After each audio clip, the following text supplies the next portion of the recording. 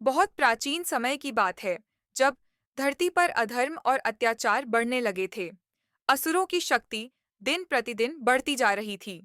तब देवताओं ने भगवान विष्णु से विनती की, हे प्रभु, कोई ऐसा दिव्य रूप धारण कीजिए जो भक्तों की रक्षा करे और अधर्म का अंत करे।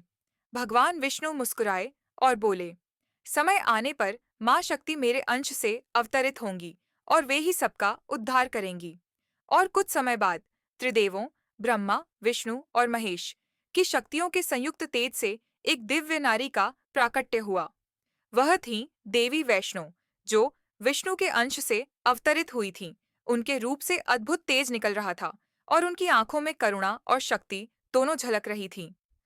देवी वैष्णो का जन्म पृथ्वी पर एक साधारण परिवार में हुआ। उनका नाम रखा गया त्रिकुटा। बचपन से ही वे परम भक्ति और तपस्या में लीन रहतीं। वे नित्य भगवान विष्णु की आराधना करतीं और सभी जीवों में भगवान का रूप देखतीं। धीरे धीरे वे युवती हुईं तो उन्होंने निश्चय किया कि वे अपना जीवन धर्म की रक्षा और जन कल्याण के लिए समर्पित करेंगी।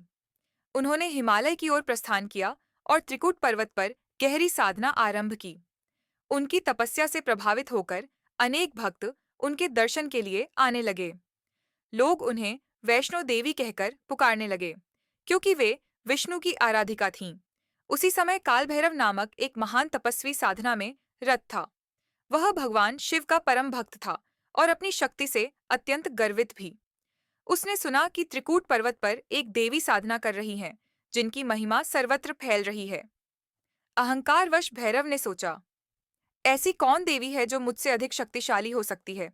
मुझे उनके तेज की परीक्षा लेनी चाहिए। वह अपने तेजस्वी रूप में देवी वैष्णो के आश्रम पहुंचा। देवी ने उन्हें विनम्रता से स्वागत किया और कहा, भैरव, यहाँ धर्म और शांति का स्थान है। कृपया किसी भी प्रकार का अहंकार यहाँ न लाओ। परंतु भैरव ने उनकी विनम्रता को कमजोरी समझ लिया। उसने कहा, माता, मैं तुम्हारी भक्ति देखना चाहता हूँ। यदि तुम वास्तव में दिव्य शक्ति हो तो मुझे रोक कर दिखाओ। देवी मुस्कुराईं और बोलीं, भैरव, हर शक्ति का उचित उपयोग ही धर्म है।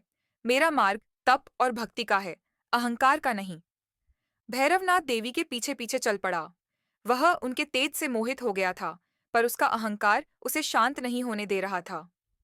देवी ने कई बार उसे समझाया कि वह लौट जाए, परंतु वह नहीं माना। अंततः देवी ने निर्णय लिया कि वे उससे दूर चली जाएंगी। वे त्रिकूट पर्वत की ओर बढ़ीं और एक गुफा में प्रवेश किया। आज वही स्थान अर्धकुंवारी गुफा कहलाता है। भैरवनाथ ने भी उनका पीछा किया। 9 महीनों तक देवी उस गुफा में ध्यान मग्न रहीं। जब भैरव वहां पहुंचा तो देवी ने अपना दिव्य स्वरूप प्रकट किया। उनके 3 रूप प्रकट हुए, महाकाली, महालक्ष्मी और महासरस्वती।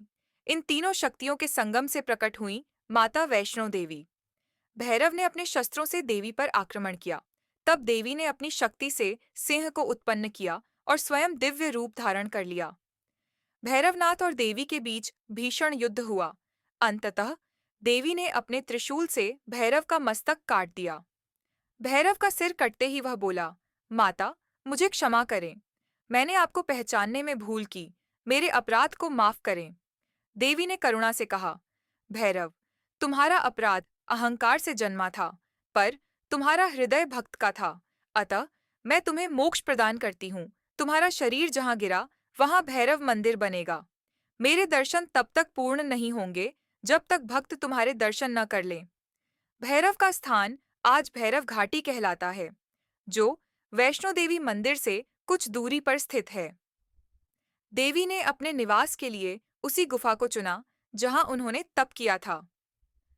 आज वही पवित्र गुफा वैष्णो देवी धाम कहलाती है, जहां भक्त 3 पिंडियों के रूप में माता के दर्शन करते हैं। महालक्ष्मी, महासरस्वती और महाकाली के भक्त जब माता के दर्शन करते हैं तो अंत में भैरव बाबा के दर्शन अवश्य करते हैं, क्योंकि तभी माता के दर्शन पूर्ण माने जाते हैं। माता वैष्णो देवी ने संसार को यह संदेश दिया, भक्ति में शक्ति है और शक्ति में करुणा। जब मनुष्य अपने भीतर के अहंकार को त्याग देता है, तभी वह सच्चे धर्म का अनुभव करता है।